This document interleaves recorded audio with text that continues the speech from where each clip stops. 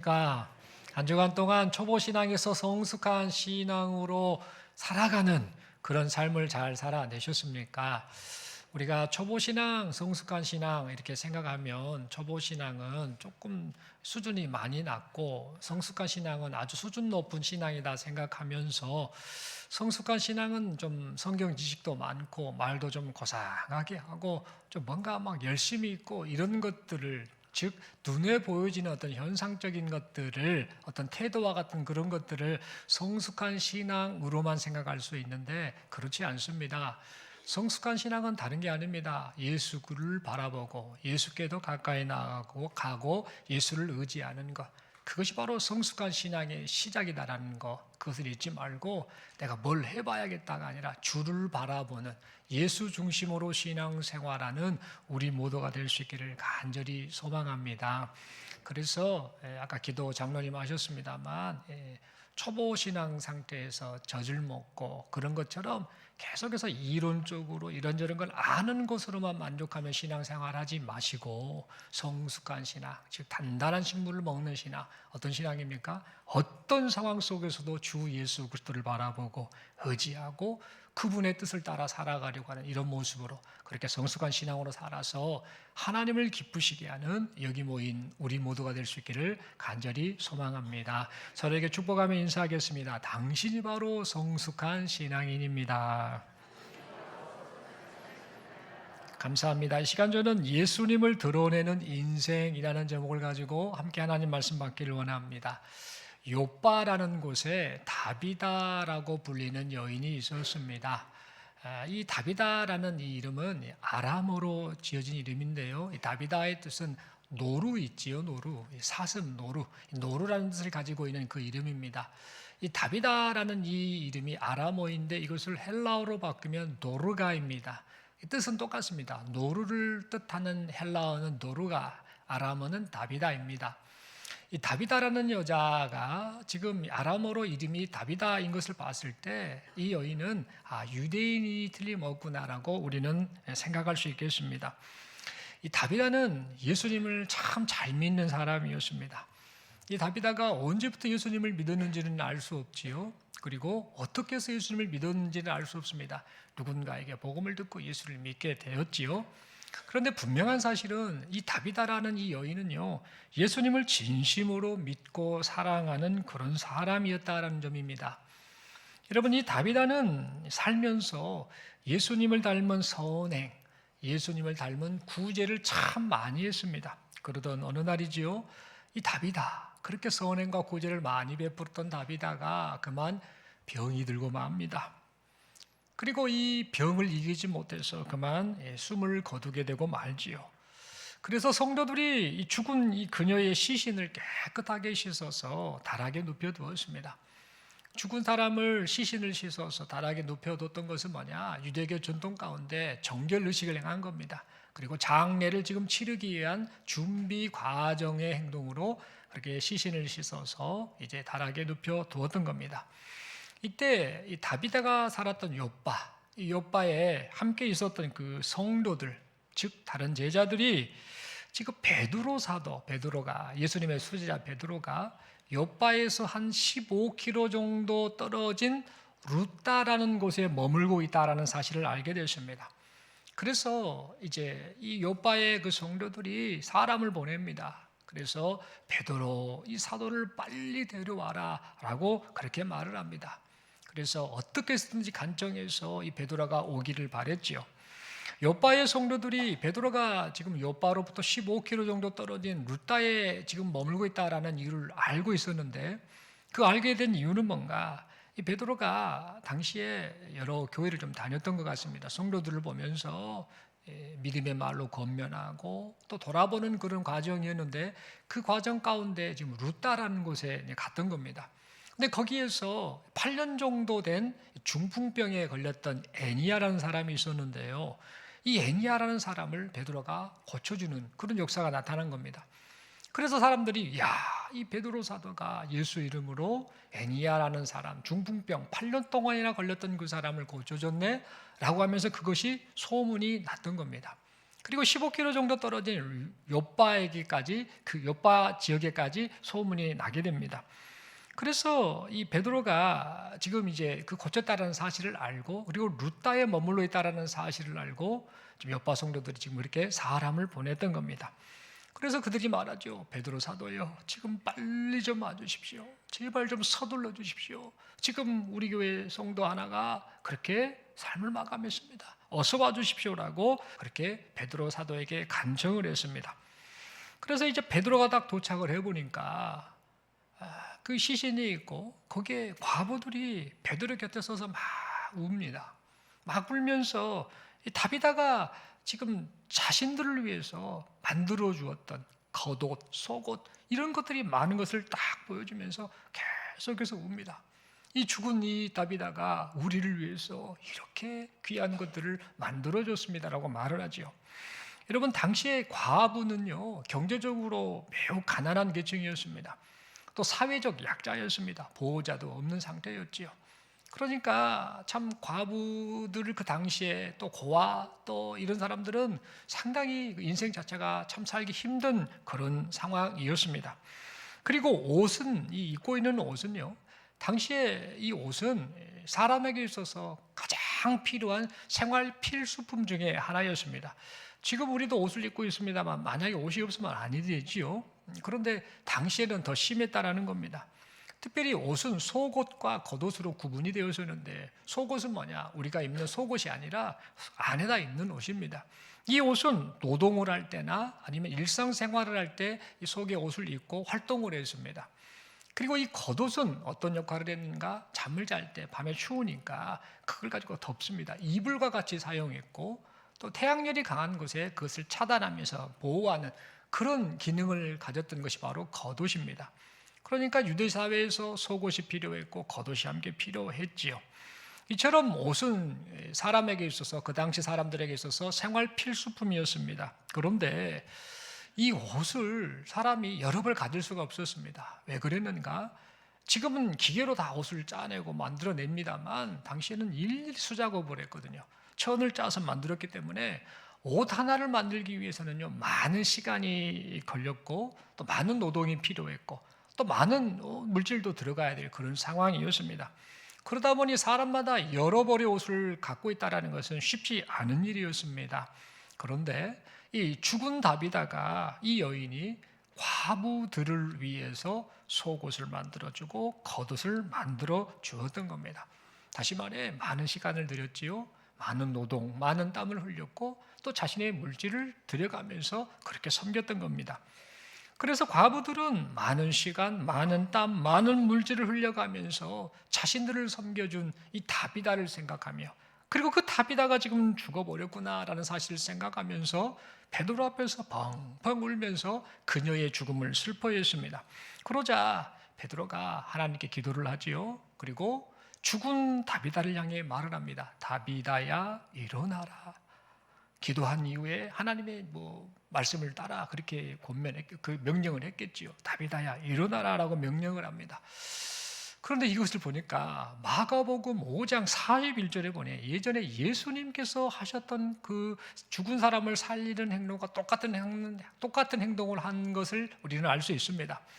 예수님께서 예전에 그 회당장 야이로라는 사람의 그 12살 먹은 딸, 그 딸이 죽었을 때에 그 딸을 향해 소녀야 일어나라라고 말씀하셨죠.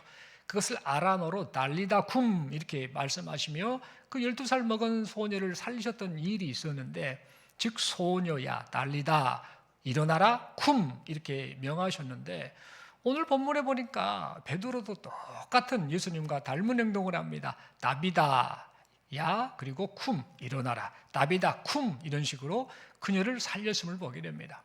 예수님께서 이 베드로를 통해서 다비다를 살리셨던 것이지요. 그랬더니 이제 이 사실이 온 요바에 소문이 나게 됩니다. 이 다비다가 살아나니까 많은 사람들이 깜짝 놀라면서 야, 다비다라는 여자가 살아났네라고 하며 많은 이들이 예수님을 믿게 되었습니다. 그 이후에 이 베드로는 여러 날을 요바에서 머물게 되고 무두장이의 집에서 머물게 됩니다. 무두장이라는 말은요, 가죽 그 가죽 공예품을 만드는, 가죽을 가지고 이것저것 생필품을 만드는 그런 사람을 말하는데, 그곳에서 이제 베드로가 며칠 계속해서 머물게 되었습니다. 그리고 요바에서 이 베드로는 그렇게 있다가 가이사라라는 곳에서 이방인 고넬료라는 사람이 보낸 사람들을 따라 이제 가이사라에 가게 되고, 그곳에서 고넬료 가정에 예수님을 전해주게 되고, 그 결과 이 고넬료, 이방인 고넬료 가정이 예수를 믿게 되었고, 이때부터 본격적으로 이방인들에게 복음이 전해지는 일이 발생하게 되었습니다. 여러분, 오늘 본문을 보면은요, 이 다비다는요, 세 가지 중요한 삶의 특징을 지금 드러내는 인생을 살았음을 봅니다. 이 다비다는 인생을 살면서 선행과 구제를 많이 했습니다. 적당히 한 것이 아니라 성경을 보니까 심히 많이라고 표현을 하고 있죠. 그리고 이 다비다는요, 죽어서는 과부들을 위해서 많은 속옷, 겉옷을 만들어 남길 정도로 만들어서 그것이 있는 것처럼 섬김의 흔적을 남기는 그런 인생을 살았습니다. 이처럼 다비다는 살아있을 때는 심히 많은 선행과 구제를 하며 살았고, 죽어서는 자신을 희생하면서 이웃을 섬겼던 섬김의 흔적을 겉옷과 속옷을 통해 드러냈던 겁니다. 그러면 여기서 우리가 하나 생각을 해봐야 합니다. 다비다가 왜 이런 삶을 살았을까?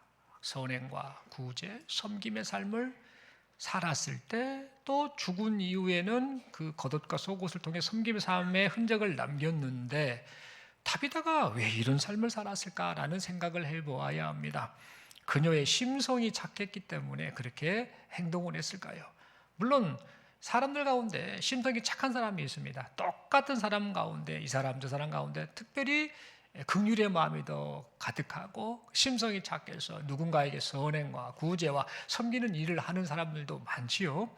그렇다면 이 다비다도 그래서 그랬을까라는 생각을 해보게 됩니다. 물론 그런 이유도 있지 않았을까라고 추측합니다. 심성이 참 고왔겠다라고 추측을 하지요. 그런데 오늘 본문의 말씀을 보면은요, 이 다비다가 이러한 삶을 살 수 있었던 이유, 즉 선행과 구제와 섬김의 삶, 심히 많이 섬기고 심히 많이 선행하고 심히 많이 구제했던 이 행동을 하며 살았던 근본 이유를 오늘 본문 이 36절에서 한 단어로 표현해 주고 있음을 보게 됩니다. 36절 말씀을 보면 다비다를 가리켜 누구로 소개하냐면요, 여제자라고 소개하고 있음을 보게 되지요. 여러분, 성경을 보면은요, 여제자라는 표현은 다른 곳에서는 한 군데도 나오지 않습니다. 이 본문에서만 나옵니다. 이 본문에서만 여제자라는 표현이 나온다라는 겁니다. 그러니까 아무에게나 이 여제자라는 표현을 사용하지 않았음을 우리는 알 수 있지요. 그렇다면 왜 성경은 다비다를 가리켜서 여제자라고 칭했을까요? 여러분, 그 이유는 이 다비다가 예수님을 진실로 믿고 예수님을 진심으로 사랑하고 예수님을 전심으로 따르는 삶을 살고 있었기 때문입니다. 그리고 그녀의 신앙과 삶이요, 교회 공동체 안에서 성도들 사이에서 인정을 받고 있었기 때문입니다. 진짜 예수 믿었다라는 겁니다. 진짜 예수를 사랑했다라는 겁니다. 진짜 예수님을 따르는 사람이었다는 겁니다. 그리고 그 예수를 따르며 공동체 안에서 덕을 끼치며 사람들에게까지 인정받는 그런 모습이었다라는 겁니다. 그래서 성경은 그녀를 가리켜 여제자라고 그렇게 불렀던 것입니다. 그래서 이 다비다는요, 예수님의 여제자로 살면서 자신을 구원해 주신 예수님의 은혜를 감사하면서 심히 많은 선행과 구제를 통해서 예수님을 드러내는 삶을 살았습니다. 그리고 죽은 이후에도 겉옷과 속옷과 같은 이 자기 희생이 녹아있는 섬김의 흔적을 남기면서 예수님을 드러냈습니다. 살아있을 때만 예수를 드러난 게 아니라 죽은 이후에도, 죽은 상황에도 겉옷과 이 속옷과 같은 자신이 섬겼던 그 흔적을 가지고 예수님을 증거했던 겁니다. 그뿐만 아니라 다비다는 죽었다가 다시 살아난 이후에도 요바에 사는 사람들에게 예수님을 드러냈지요. 여러분, 다비다가 죽었다가 다시 살아나자 이 소식을 전해 들은 그 당시의 주변의 많은 사람들은 아마도 이런 반응을 했을 것 같습니다. 이봐, 그 예수 믿는 그 다비다 있잖아, 예수 잘 믿는 그 다비다 있잖아, 선행과 구제를 참 많이 한다고 소문난 여자 있잖아. 그 여자가 병들어 죽었었대. 그런데 그 여자가 믿는 예수, 그 예수가 그 여자를 살려줬대. 다비다가 믿는 예수가 진짜 메시아인가 봐. 나도 그 예수를 믿어봐야겠어. 나도 그래서 은혜를 구해봐야겠어 라고 이런 반응을 했을 것으로 여겨집니다. 이처럼 다비다는 죽었다가 다시 살아난 사건을 통해서도 사람들에게 예수님을 증거하는, 예수님을 드러내는 인생을 살았습니다. 살아있을 때든지 죽었을 때든지 죽었다가 다시 살아나는 그 은혜를 경험했을 때든지 그의 인생 자체는 예수를 드러내는 인생을 살았더라라는 겁니다. 여러분, 결국 우리가 알게 된 분명한 사실은 다비다가 착한 사람이어서 선행을 많이 하고 구제를 많이 하고 섬김의 삶을 살았다는 것이 아니라는 겁니다. 다비다가 선행, 구제, 섬김의 삶을 살게 된 것은 그녀가 예수님을 진실로 믿고 그녀가 예수님을 진심으로 사랑하고 그녀가 예수님을 전심으로 따르는 예수님의 제자였기 때문입니다. 여러분, 이 다비다는 예수님의 제자로서 살든지 죽든지 자신의 삶을 통해 오직 예수님만을 드러내기 원했습니다.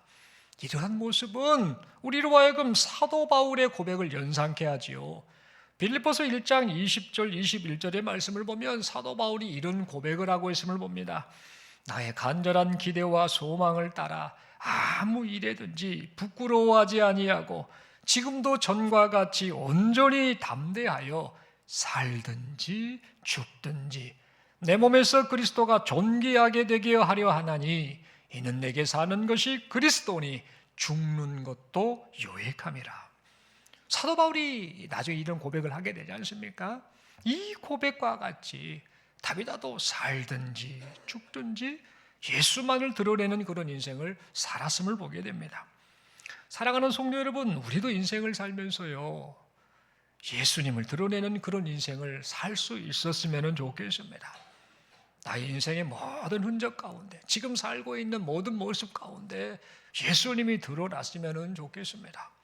그래서 나를 통해서 많은 사람들이 위로를 받고 새 힘을 내고 나를 통해서 예수를 믿게 되는 그런 인생, 예수님을 드러내는 인생이 우리의 인생이 되었으면 좋겠습니다. 여러분, 이를 위해서 무엇보다도 주 예수님께서 우리에게 베푸신 구원의 은혜, 죄와 사망 가운데서 건져주신 그 구원의 은혜를 잊지 않는 우리 모두가 되길 바랍니다.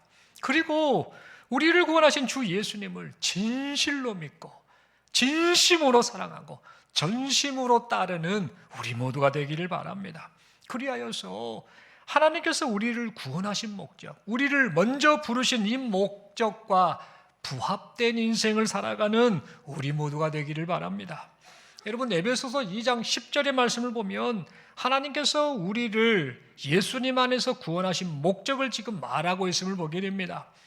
에베소서 2장 10절의 말씀에 따르면 하나님께서 우리를 예수님 안에서 구원하신 목적은 우리가 구원받은 하나님의 백성으로서 선한 일을 행하며 살아서 그 삶을 통해 구원자이신 예수님을 드러내기 위함이었습니다. 여러분, 그러므로 우리 모두는 우리를 구원하신 주 예수님을 진실로 믿고 진심으로 사랑하고 전심으로 따르며 살면서 선한 삶을 통해 우리 주 예수님을 드러내는 그런 인생을 살아가는 우리 모두가 되시길 바랍니다. 여러분, 그렇다면 예수님을 드러내는 삶을 살기 위해서 우리가 구체적으로 어떻게 살아야 될까요? 예수님을 드러내는 삶을 살기 위해서 구체적으로 우리가 잊지 말고 힘써야 될 것이 무엇일까요? 여러분, 이 질문에 대해서 다비다라는 이 여인이, 오늘 본문에 기록된 이 다비다라는 여인의 삶이 우리가 묻는 이 질문에 대한 답을 해주고 있습니다. 다비다는 예수님의 여제자로 살았지요. 여제자로 살면서요 심히 많은 선행과 구제를 통해서 삶 속에서 예수님을 드러내며 살았습니다. 여러분, 생각해 보십시오. 선행과 구제가 오늘 본문에 보니까 많다가 아니라 심히 많다라고 그렇게 말을 해주고 있지요. 적당히가 아닙니다. 심히 많다라는 말, 이 말이 다른 말로 어떻게 우리가 이해할 수 있을까요? 심히 많다, 한두 가지가 아니다. 수십 가지가 아니다, 수백 가지도 부족하다 할 만큼 심이 많다라는 이 말은 뭘까? 그것은 바로 그녀의 삶 자체가 선행과 구제로 가득 찼다라는 그런 의미입니다. 어쩌다 한두 번 한 것이 아닙니다. 어쩌다 한두 번 착한 일하고 어쩌다 한두 번 구제하고 이 정도가 아니라 삶 속에서 도움이 필요한 자들에게 끊임없이 계속해서 사랑을 베풀었다라는 그런 의미의 말씀입니다. 여러분, 그리고 이 다비다는요, 병이 들어 죽었을 때는 어떻게 합니까? 과부들을 위해서 만들었던 많은 겉옷, 이 속옷, 이것을 남겼지 않습니까? 이것을 통해서 예수님을 닮은 섬김의 흔적을 남기며 그렇게 예수님을 드러냈습니다. 그런데 눈여겨볼 것이 있네요. 39절을 보면은요, 과부들은 과부들인데 중요한 단어가 나옵니다. 모든 과부라는 표현을 쓰고 있지요. 다비다가 겉옷과 속옷을 만들어주며 섬긴 과부가요, 한두 명이 아니었음을 지금 말하는 그런 뜻이지요.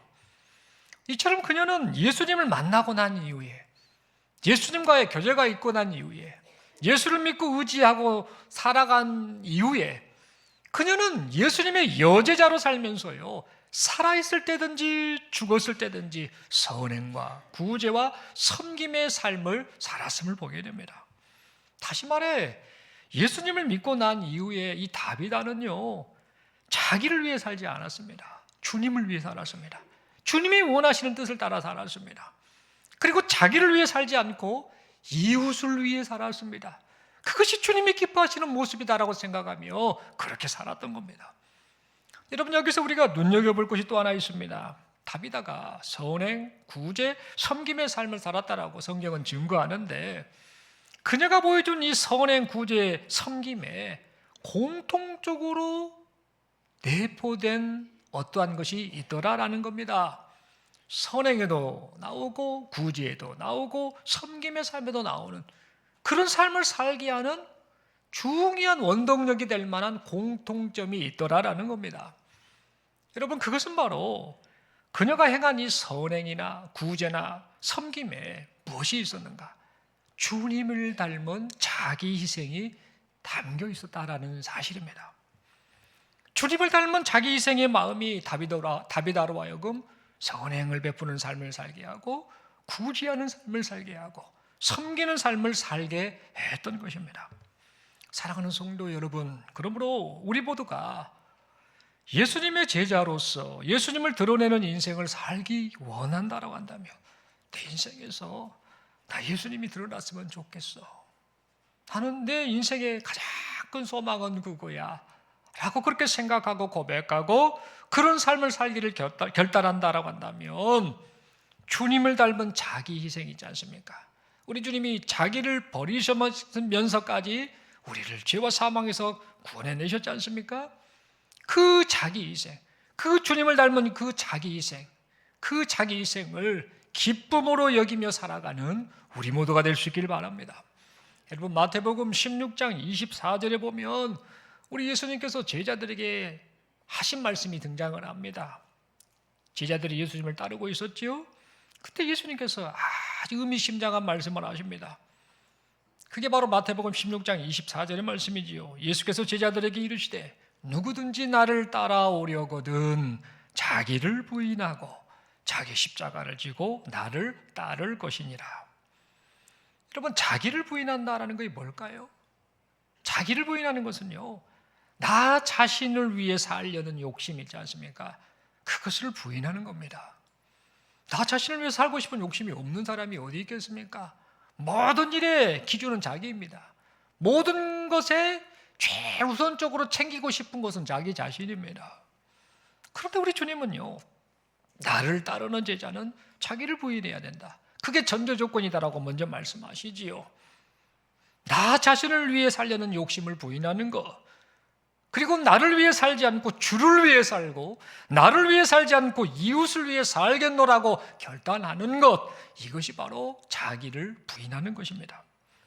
그리고 우리 예수님께서 자기를 부인하고 자기 십자가를 지라라고 말씀하셨는데요, 자기 십자가를 진다라는 것은 뭔가? 주님을 위해 살고 또 이웃을 위해 살기 위해서, 이런 마음의 다짐은 하는데 이런 자기 부인은 했는데 그것으로 그치지 말고 주님을 위해 살고 이웃을 위해 살기 위해서 나 자신이 감수해야 할 자기 희생, 주님을 따르기 위해서, 주님의 뜻대로 살기 위해서, 주의 제자로 살기 위해서 내가 감수해야 할 자기 희생을 기쁨으로 여기는 행동을 하는 것, 그것이 바로 자기 십자가를 진다라는 뜻이다라는 겁니다. 여러분, 최근에 자기 희생이라는 것이 이런 건가? 라는 사실을 제가 어떤 상황에서 경험한 적이 있습니다. 얼마 전에 어느 남자 성도님과 커피숍에서 차를 함께 좀 마시면서 신앙 이야기를 좀 나눴습니다. 그리고 이야기를 한참 나누고 나서 이야기를 마치고 이제 각각 헤어져야 되지요. 그래서 헤어지기 전에 함께 화장실에 갔습니다. 그래서 화장실 볼일 보고 헤어지려고 화장실에 갔습니다. 그러다가 제가 깜짝 놀랄 만한 장면을 목격을 했습니다. 어떤 장면이냐면요, 제가 화장실에서 볼일을 딱 보고, 그분도 보고 저도 보고 볼일을 각각 봤는데, 보고 나서 이제 세면대에서 제가 손을 딱 씻으려고 하는데요, 그 함께 화장실에 갔던 그 남자 성도님이요, 뭐라고 했냐면, 그 커피숍 화장실인데, 그리고 커피숍 그 화장실에서 그 커피숍 화장실에 있는 세면대를요, 자기 손을 씻기 전에 막 더럽디 더러운 세면대를 막 손으로 닦고 있더라고요. 그래서 깜짝 놀랐습니다. 그 세면대 상태는요, 먼지도 많이 끼어 있었고 또 물때도 많이 끼어 있었고, 분명 보니까 누군가가 가고 톡 뱉어가지고 해놓은, 뭔가 침도 있고 가래도 좀 은근히 좀 섞여 있을 듯한 그런 느낌의 참 뭔가 끼어 있는 지저분한 상태였단 말입니다. 실제로 보편적으로 공용 화장실 세면대는 많이 더럽지 않습니까? 왜 더럽습니까? 누군가가 다 사용하고 간 거지요. 다른 사용자가 입을 막 헹구면서 가래를 뱉기도 하고 코도 풀고 그러고 나서 그냥 씻고 가지 않습니까? 게다가 더러운 손을 씻다 보니까 그 세면대에 물때가 끼지요. 먼지도 끼고 이물질도 있고 이런저런 사람의 입에서 나오고 코에서 나온 더러운 이물질이 많이 남아있는 경우가 공용 화장실이나 커피숍 화장실에는 그렇게 허다합니다. 그런데 이런 비슷한 상태의 세면대였습니다. 그 상태가. 그런데 그 남자 성도님이 아무렇지도 않게 자기 손으로 깨끗이 닦고 있더라고요. 깜짝 놀랐습니다. 적당히 닦지 않더라고요. 위쪽을 닦고 아래쪽을 닦고 안쪽을 닦고 막 깨끗하게 막 두 손을 비벼가면서 닦고 있더라고요. 깜짝 놀랐습니다. 근데 그냥 닦는 게 아니라 닦고 나서 그 물기까지 싹 닦더라고요. 순간 착각했습니다. 이곳이 이 양반 집인가? 깜짝 놀라며 충격을 먹었습니다.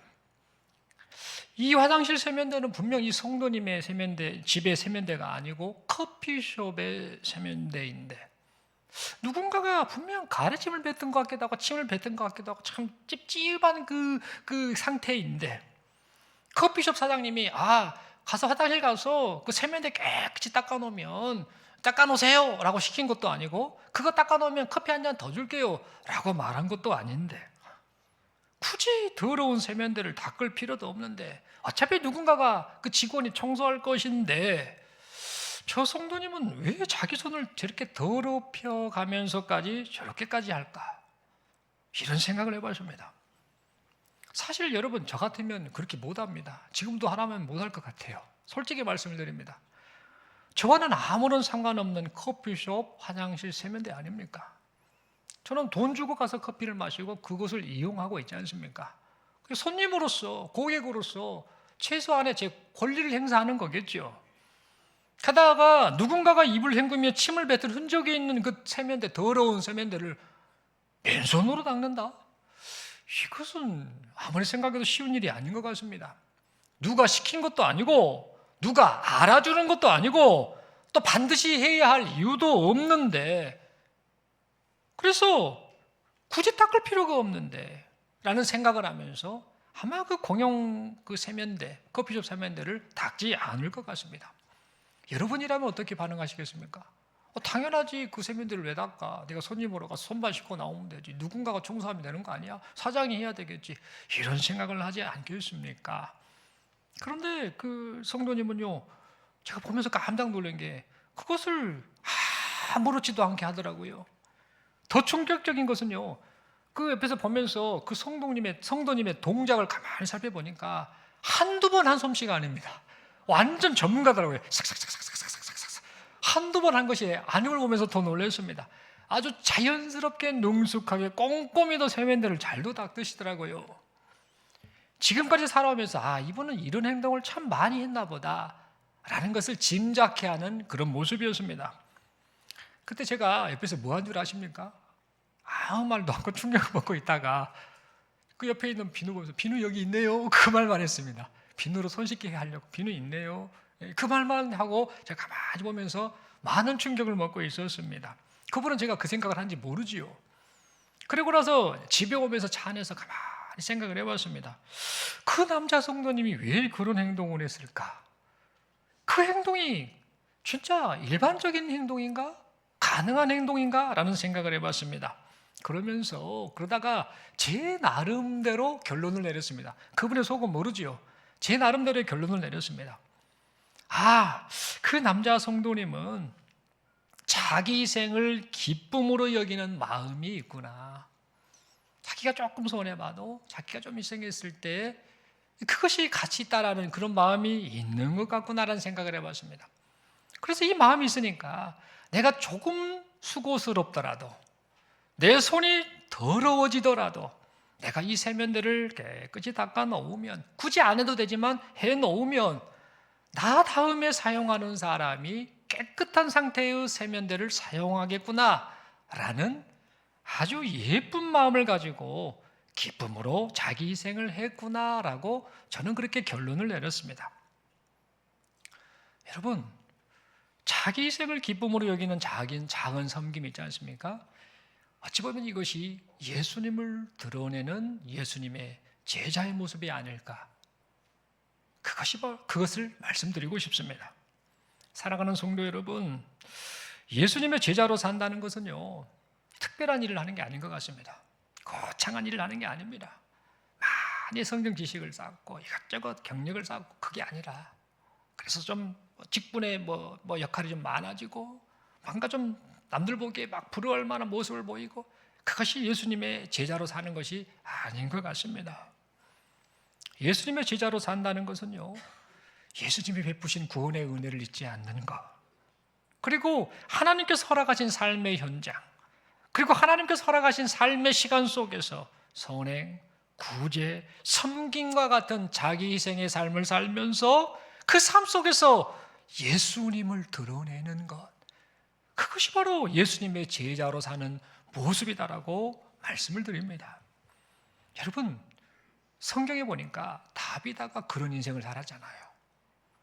살아있을 때 심히 많은 선행과 구제, 죽어서는 겉옷과 속옷을 남긴 섬김의 흔적을 남겼고, 그리고 죽었다가 살아나면서도 그 사건을 통해 다른 사람이 예수를 믿게 만드는 그런 인생을 그가 살았음을 보게 됩니다. 우리의 많은 믿음의 선진들도 성경에 보니까 다 그렇게 살았더라고요. 뿐만 아니라 이곳에 계신 성도님들 중에도요, 묵묵히 그렇게 살아가고 있는 분들이 많습니다. 사랑하는 성도 여러분, 그러므로 이제 우리도요, 예수님의 제자로서 예수님을 드러내는 삶을 살아가는 우리 모두가 되기를 바랍니다. 예수님께서 베푸신 구원의 은혜를 감사하면서 자기 희생이 녹아져 있는 선행, 자기 희생이 녹아져 있는 구제, 자기 희생이 녹아져 있는 섬기는 삶을 살면서 우리의 삶의 현장에서 오직 예수님만을 드러내는 우리 모두가 되기를 바랍니다. 그리하여서요, 죽은 다비다를 위해서 성도들이 했던 반응을 생각했으면 합니다. 베드로에게 뭐 합니까? 간청을 하지 않습니까? 성경에 보니까 간청을 했다고 하거든요. 이 간청했다는 말의 의미가 뭡니까? 너무도 간절하게 부탁을 하는 거 아닙니까? 성도들이 그렇게 간청을 합니다. 간청까지 하면서 이 다비다만큼은 꼭 살려야 돼. 이런 사람이 없어. 이런 성도가 어디 있는가? 이렇게 귀한 이 성도가 어디 있는가? 다비다만큼은 살려야 돼 라고 생각하며 이 다비다를 성도들이 귀하게 평가했던 것처럼, 그리고 하나님께서 이 성경을 통해서 다비다를 여제자, 예수님의 여제자로 평가해 주셨던 것처럼 우리도 그런 평가를 받는 그런 인생을 살아가는 여기 모인 우리 모두가 될 수 있기를 간절히 소망합니다. 또한 다비다 사건으로 이 욥바의 많은 사람들이 예수님을 믿게 되었지 않습니까? 그런 것처럼 예수님을 드러내는 우리 인생을 통해서 예수님이 드러나서 예수님이 전해져서 우리 주변의 많은 사람들이 예수님을 믿고 영생을 얻는 그런 구원의 역사가 나타날 수 있기를 간절히 소망합니다. 우리 하나님께서 지금도 이 일을 여기에 모인 우리를 통해서 계속해서 이루어가고 계심을 믿습니다. 우리 서로에게 축복하며 인사하겠습니다. 예수님께서 당신을 제자로 부르셨습니다. 다시 한번 서로에게 축복하며 인사하겠습니다. 나를 위해 살지 말고 주님을 위해 삽시다. 한 번 더 인사하겠습니다. 나를 위해 살지 말고 이웃을 위해 삽시다. 이렇게 고면했더니 똑같이 소리를 내서 말씀하셨는데 속으로 나를 위해 살지 말고 이웃을 위해 삽시다 이렇게 말씀하셔놓고 속으로는 머릿속으로는 내가 왜 그래야 돼? 이런 생각하신 분이 있을 수도 있겠습니다. 그래서 그 이유를 말씀드립니다. 서로에게 이렇게 답을 말씀해 주시겠습니다. 당신이 예수님의 제자이기 때문입니다. 아멘이시지요? 네. 우리가 예수님의 제자라는 사실, 제자로서 우리 삶 속에서 살아있을 때든지 죽은 이후에든지 계속해서 예수를 드러내는데 우리의 삶의 모습들이 우리의 선행과 구제와 이 섬기는 삶이 결국은 예수님을 드러내는 중요한 원인이 된다는 사실을 잊지 말고 오직 예수 그리스도만을 드러내며 살아가시는, 그래서 하나님께로부터 공동체 안에 많고 많은 사람들로부터 귀하게 평가받는 그런 인생을 사시는 우리 모두가 될 수 있기를 간절히 소망합니다. 마지막 손을 들어서 축복하며 서로에게 인사하겠습니다. 예수님을 드러내는 인생을 사합시다. 아멘이십니까? 그렇게 살아가도록 은혜 주심을 믿습니다. 기도드리겠습니다. 하나님 아버지, 은혜를 감사합니다. 간절히 소망합니다. 예수 믿고 인생을 살면서 예수님을 드러내는 그런 인생 살아가기를 소망합니다. 이를 위해서 자기 희생을 기쁨으로 여기는 그런 마음이 있게 하시고, 살면서 섬기고 또 선행과 구제를 베풀게 하시고, 또 우리가 이 세상을 떠났을 때에 이 세상에 남겨진 사람들이 우리가 베풀었던 그 섬김의 흔적을 보며 그것을 통해 나 역시 예수의 제자로 이렇게 살아야겠구나라는 그런 다짐이 있는 은혜가 있게 하여 주옵소서. 살면서 오직 예수님만 드러나기를 원합니다. 그래서 우리 삶을 통해 많고 많은 영혼이 주께로 돌아오고 구원받는 구원의 역사가 나타나기를 소망하오니, 먼저 우리를 변화시키시고 우리 생각을 변화시키시고 우리 마음을 변화시키시고 자기 희생을 기쁨으로 여기는 마음으로 인생을 살아갈 수 있도록 인도하여 주옵소서. 우리 주님 예수님 이름으로 기도드리옵나이다. 아멘.